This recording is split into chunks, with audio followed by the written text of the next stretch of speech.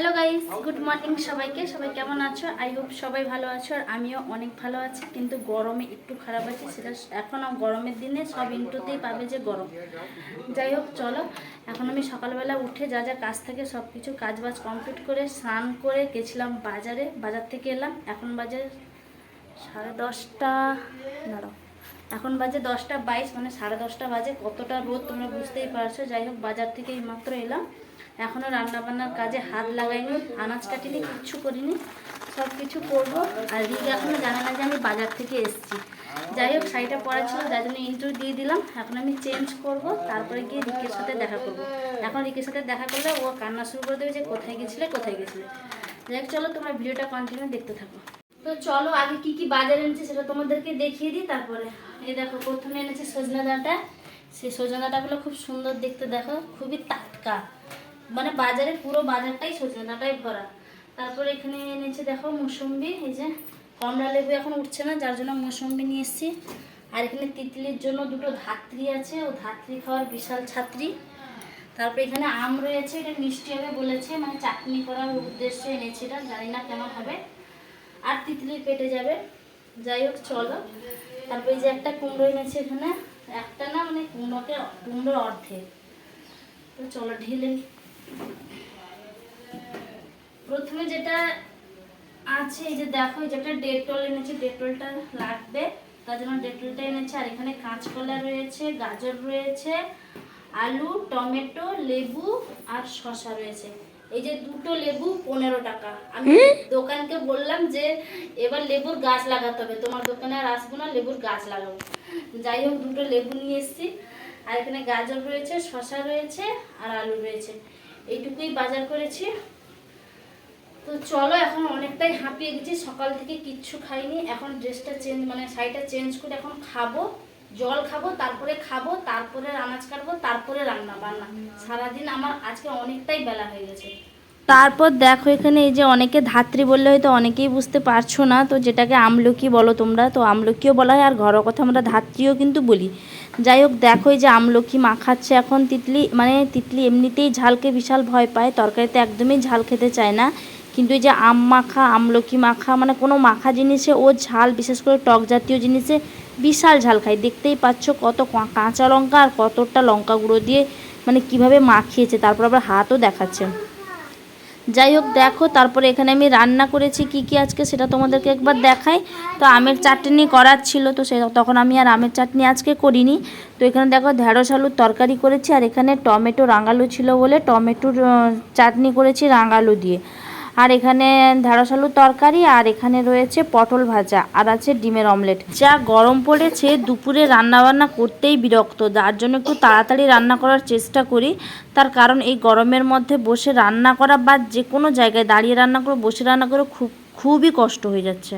খাওয়া দাওয়া শেষ করে যে দেখো বিকালবেলা কাপড় তুলতে চলে এসেছি, অনেকটা কাপড় বাতাসে পড়েও গেছে। আর কি বলো তো, এই গরমে আমি যেহেতু মানে আমাদের তো আর ঘরের ভেতরে ভিডিও করার এত লাইট নেই যে আমরা রিং লাইট লাগিয়ে ভেতরে ভিডিও করব, ওই সুযোগটা তো পাইনি এখনও। যাই হোক, আমাদেরকে ছাদে ভিডিও করতে হয়। আর কি বলো তো, অনেকেই হয়তো কমেন্ট করবে যে তোমাদেরকে ভিডিও করতে কে বা বলছে। তো যাই হোক, ওই সব কমেন্টে আমার কোনো যায় আসে না। আর দেখো, আমি যেহেতু ছাদে ভিডিও করি, আর এতটা গরম পড়েছে, যেহেতু আমরা 2-2:30টার সময় ভিডিওটা করি, আর আমাদের তো মানে ক্যামেরার কোয়ালিটি এতটা ভালোও না যে আমরা মানে যখন রোদের টাইমে আমাদের ভিডিওটা খুব ভালো আসে, যার জন্য দেখো এতটা রোদ হয়েছে, এতটা গরম হয়েছে যে কদিন ধরে ভিডিও করতে পারছি না, খুবই কষ্ট হয়ে যাচ্ছে। মানে দুপুরবেলা রোদ দেখলেই যেন ভয় লাগছে, যার জন্য ভিডিও করতে খুব কষ্ট হয়। তাই কদিন ধরে আমি এখন আর ভিডিও করছি না।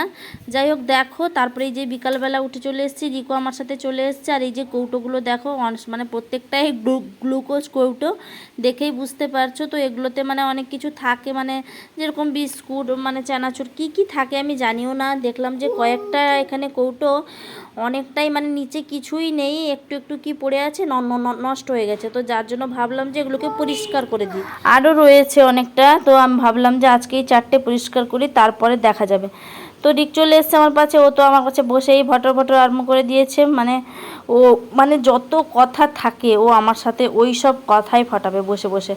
যাই হোক, কিছু করার নেই। ও এখন আমি যে দেখো বসে পরিষ্কার করছি, আর বোতলগুলোও নোংরা হয়ে গেছে আবার। তো ভাবছিলাম যে একসঙ্গে এতগুলো না করে একটা একটা করে পরিষ্কার করে নেব। তো এই যে দেখো মানে এখন ধরো কম মানুষ, কমই বোতল পরিষ্কার করতে হয়, তো যার জন্য মানে সকালবেলা একটা, দুপুরে একটা, বিকালবেলা একটা, যখন যেটা হাতের কাছে পাই সেটা নিয়ে সঙ্গে সঙ্গে আমি কিন্তু পরিষ্কার করে দিই। একসঙ্গে করলে অনেকটা জমে যাবে, যার ফলে আমাকে এমনিও কষ্ট হয়ে যাবে যে এতগুলো বোতল মানে পরিষ্কার করে ধুতে অনেকটাই বিরক্ত লাগে। তো যার জন্য একটা একটা করে মাঝে মাঝে আমি করে পরিষ্কার করে দিই। তো দেখো কীভাবে দেখছে, ও তো কন্টিনিউ আমাকে জিজ্ঞেস করে যাচ্ছে যে এগুলো কী করছো, এগুলো কেন করছো, এগুলোতে কি থাকবে, মানে কত প্রশ্ন।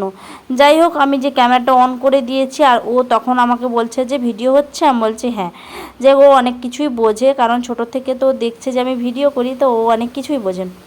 যাই হোক গাইস, আর এই জায়গাটা বসে আছি, এতটা বাতাস লাগে, মানে এই পেছন সাইডে এই জায়গাটা বিশাল বাতাস লাগে। যখন একটু গরম লাগে এই সাইডে এসে যদি একটু বসি তো মানে তোমার ফ্যান লাগবে না, মানে ফ্যানের হাওয়ার থেকেও বেশি হাওয়া লাগে এই পেছন সাইডটা। তার কারণ হচ্ছে পেছনে এত ঘর নেই, গাছপালা রয়েছে, যেখানে গাছপালা বেশি সেখানেই কিন্তু বাতাসটা বেশি হয়। তো মানে এদের ক্ষেত্রে সেটাই হয়েছে যে এদের এই পেছন সাইডটা বিশাল বাতাস লাগে, যার জন্য এসে বসি। তো রিকো বলছে যে মা বাতাস আসছে, আমি বলছি হ্যাঁ বাতাস আসছে। তো এখন অনেকটাই বুঝে গেছে সবটা, মানে বাতাস বলো অনেকটাই বুঝে গেছে সব কথাবার্তা। তারপরে যাই হোক, দেখো এই যে রাত্রেবেলায় যে দেখো মৌরলা মাছ, এখানে দেখতে পাচ্ছ গাইস মৌরলা মাছ, কতটা মৌরলা মাছ, আর এখানে রয়েছে কাতলা মাছ। এগুলো হচ্ছে দিদির বাড়ির পুকুরের মাছ। তো দিদি এসেছিল, এই যে দেখো বাবাও আজকে আমাদের জাল ফেলতে গেছিলেন, তো বাবার জাল ফেলা মাছগুলো দিদি এসেছিলো বলে দিয়ে দিয়েছি, কারণ জাল ফেলা মাছ তো আমরা সবসময় খাই। আর দেখো আমি মৌরলা মাছ খেতে ভালোবাসি বলে আমার দিদি নিয়ে এসছে, মানে দিদি আর জামাইবাবু হঠাৎই এসছে না বলে। তো এই যে দেখো পেঁয়াজি এসেছিলো, পেঁয়াজি আর মুড়ি খাচ্ছি এখানে বসে বসে, মানে বসে বসে না, রান্না করতে করতে অল্প একটু খাচ্ছি। রান্না বলতে একটা তরকারি হবে, এখন রাত্রেবেলা শুধু আমি আর রিক ভাত খাবো, তো যার জন্য দেখো একটা তরকারি করব, মৌরলা মাছের ঝাল করব, পুরো রেডি করে নিয়েছি। আর এখানে দেখো দিদি মাছ নিয়ে এসছে, মাছের সাথে সাথে সব কিছুই রেডি করে নিয়ে এসছে, যেটা হচ্ছে কাঁচা আম, তারপরে এখানে রয়েছে লাউ শাকের পাতা, তারপরে রয়েছে ঢ্যাঁড়স আর কুমড়ো, মানে সব কটাই গাছের। তো এই যে দেখো গাছের আর পুকুরের মাছ আর গাছের সবজি, উফ দারুণ একটা ব্যাপার, তাই না? আমার এগুলো বিশাল ভালো লাগে, মানে আমার এই মানে পুকুরের মাছ বা এই যে সবজি গাছ থেকে তোলা বলো, আমার দেখতেও ভালো লাগে, তুলতেও ভালো লাগে, খেতেও খুব ভালো লাগে।